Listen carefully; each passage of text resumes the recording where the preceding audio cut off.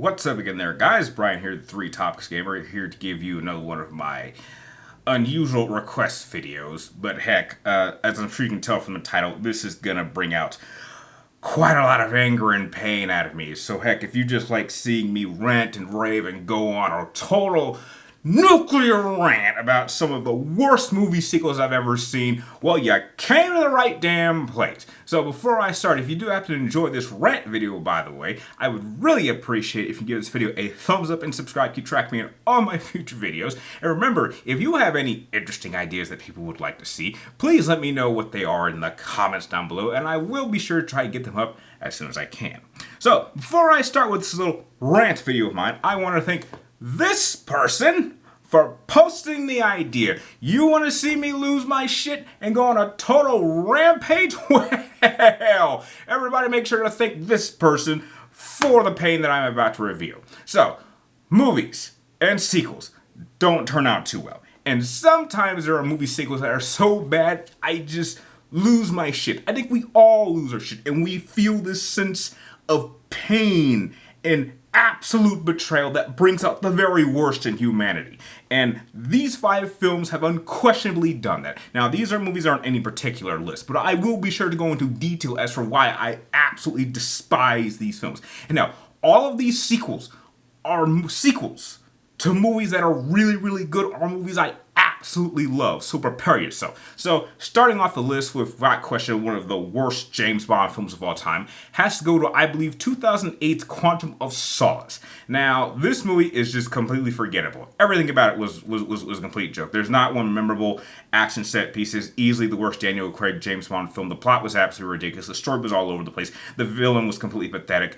And it's just a shame that this came in between 2 of the best James Bond films, as a sequel to Casino Royale, which was a great reboot, and a prequel, or technically right before the events of Skyfall, which I openly recognize is by far the best made James Bond film of all time, despite the fact that my personal favorite will always be GoldenEye. But I do recognize that Skyfall is a masterpiece. So to insert this piece of crap right in the middle of these 2 great films is just kind of painful. This movie was so bad, it was openly forgotten about in future films after it. They never acknowledged the events of this film, and that really says a lot. Now, in its slight defense, this movie did come out during the writer's strike at the time, so perhaps we can kind of give it a little bit of understanding as to why it came out as bad as it did. But that does not shake the fact that it was awful. And I expected so much more. I only saw this movie once in theaters, and it was easily one of the most frustrating movie experiences that I've ever had, ever. Which is why Quantum of Solace is on my list. Going into the next film on this list is a movie that really pains me because it came out this year. And is the biggest F you that I've experienced in some time. And I think we all can say that. And that is in the form of Joker 2, or Joker whatever subtitle. I can't even remember what it was. I've never seen a film actively go out of its way to piss off the people who actually like the prior film. Joker was a truly incredible film and was massively successful, far than any of us could ever have imagined. It made well over $1 billion.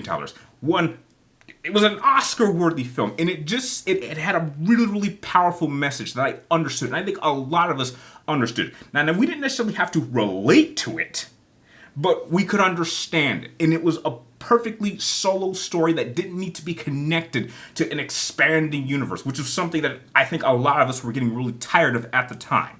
So the only ones that I know were asking for a sequel were the studios, and pretty much they threw a large chunk of money up to the crew and said, we want a sequel to this movie, and even though we don't really need a sequel, if they're going to make a sequel, we're going to make it the way we want and piss off everybody who liked the first film. At least we're getting paid. And it was so blatantly obvious. Nothing about this film was really all that entertaining. I mean, the only really good thing you could say about it was that it looked good. But the minute they announced that this film was going to be a somewhat musical, I knew it was going to go in the trash. This is what happens when a studio gives complete control to a director, give him a buttload of money, and doesn't give him guidelines or certain things that you should not do. This is just a key way of the filmmaker saying, well, at least I got paid and I can do whatever the hell I want. So if this movie bombs, that makes the studio look stupid. And it really, really is awful when a studio is so incompetent they lose so much money. This is easily the worst film that I saw this year, and it isn't even close. So, Joker 2's on the list. Next on the list. This one was painful. But it has to go to Indiana Jones and the Dial of Destiny. Look, say what you will about Crystal Skull. Is there some dumb shit in that film? Yes. Indiana Jones surviving a nuclear explosion in a refrigerator? Shia LaBeouf swinging on some vines with some CGI monkeys? Okay. Maybe even the appearance of some science fiction aliens, which was really only part of the film for like 3 minutes. Okay. But I at least will acknowledge that I had fun with it, and I will mostly defend it. If I were getting it a rating, it would easily be a B+. And yeah, it is my least favorite of the primary Indiana Jones films, but heck, it's okay. But Dial of Destiny goes out of its way to systematically destroy the character of Indiana Jones, so much to the point where he is a secondary character in his own film and is made to be completely incompetent. And by the end, tries to convince him to do something that goes completely against the character that we've been presented over the course of the franchise.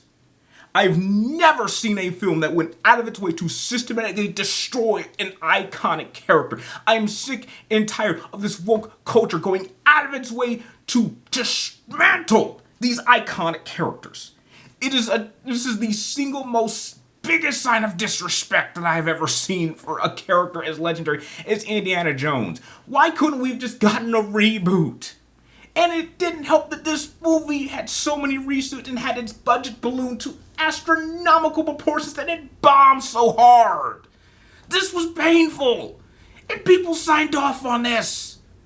God, I hated this film. It was one of the worst movie experiences that I've experienced in the past at least 10 years. And that worse things are to come. But yeah, Indiana Jones, Dial of Destiny, awful. But this one was also pretty bad. In the form of another victim of woke culture. In the form of Terminator, Dark Fate. Now, look. Terminator Salvation had its problems. My biggest problem with Terminator Salvation is that there's literally one scene that ruins the film. If they fix that one scene, then the movie on itself is okay. Genesis did some weird things too. It erased Terminator 1 and 2, and it went in its own direction. And heck, as much as some people may not want to acknowledge, I even think Terminator 3 Rise of the Machines isn't really all that bad. But the worst thing you could do, I would rather you have a movie like Genesis that erases great films out of its timeline than a film like Dark Fate that makes watching Terminator 2 completely fucking pointless. This was so bad, I didn't believe that they would literally kill off John Connor in the first 5 minutes. I heard they were going to do this. And I was like, there's no way that's possible. There's no way they're actually going to do that. And I paid money to see that. And they did. And this is literally the only film I can think of where I literally walked out in the first 5 minutes of a film and asked for my money back. I've never done that before in a film, simply because I could not believe they would do that. And what's worse is apparently James Cameron himself signed off on this decision. How could he have done this? This is the same guy who criticized the studio for doing the exact same thing to Alien 2. He criticized the studio for killing off these iconic characters at the beginning of Alien 3, saying that it made watching Alien 2 pointless, and that he goes to another one of his films and signs off on it? What a hypocrite! Why did I want to bitch slap James Cameron so hard? And then they try to go in this stupid direction of bringing this new female character and saying, oh, she's the new John Connor. pointless. Nothing in this film seemed to work. It literally, and it's worse because it erases Terminator 2, which is tied with The Dark Knight as being my second favorite movie of all time, and you make it pointless to watch. I couldn't even finish it. But as painful as that is, there's one other movie that was so bad it literally ruined one of the most precious movies in my life. And the last film I'm going to talk about, I've spoken about this for many, many times on my channel, and that has to go to Toy Story 4. The first 10 minutes of this film is so awful that apparently I was so angry at what it had done to the ending of 3 that I must have completely blacked out because I literally have no memory of the rest of the film. I literally cannot remember what it was about. All I know is that the beginning of 4 ruined the ending of Toy Story 3. Now, the reason why this is so important is because Toy Story is without question my favorite trilogy of all time. It is the only trilogy that I know of that is something I grew up with through all 3 primary stages of my life. Toy Story 1 came out when I was a kid. Toy Story 2 came out when I was a teenager. And Toy Story 3 came out when I was an adult. No other movie trilogy has done that. And the ending of 3 was so incredibly beautiful and emotional that I broke down in tears as an adult in the theaters. And it is by far my favorite ending to not just a Pixar movie, not just a Disney movie, but it is literally my favorite ending to any film I've ever seen.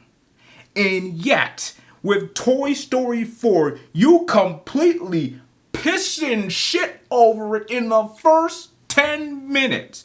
That is the biggest sign of disrespect I've ever experienced. And they have the balls to go and try to make a 5th one? You motherfuckers. I'm done. I can't even, I've been so pissed off. I've not, I can't even remember what the last maybe Pixar movie I've seen. Maybe it was Incredibles 2, which, I got my own thoughts on that, but yeah. You've literally ruined the most beautiful ending to a film I've ever seen. A part of my favorite trilogy of my life. And you did it for what? Disney has lost its soul a long time ago. And nowadays is nothing but a source of pain. For me, at least. Disney used to mean something. It used to have a soul. And now it's lost it a long time ago. And, yeah. Well, those are 5 movie sequels that I absolutely despise. And I would like to know, I would be more than grateful if you could actually share what are some sequels to movies you love that you absolutely despise. And don't just do a list. I would be more than grateful if you would actually type a detailed explanation as for why these movies have caused you such pain to being a sequel to some of your favorite movies. I want you to express your pain with me in the comment section. I promise. I will read all of them and respond. But now you guys know. So, yeah, I need to go into the corner and cry for a bit to let it all out because, yeah, a lot of bad memories going through my mind right now. So, hope you guys are satisfied. So, until next time, adios.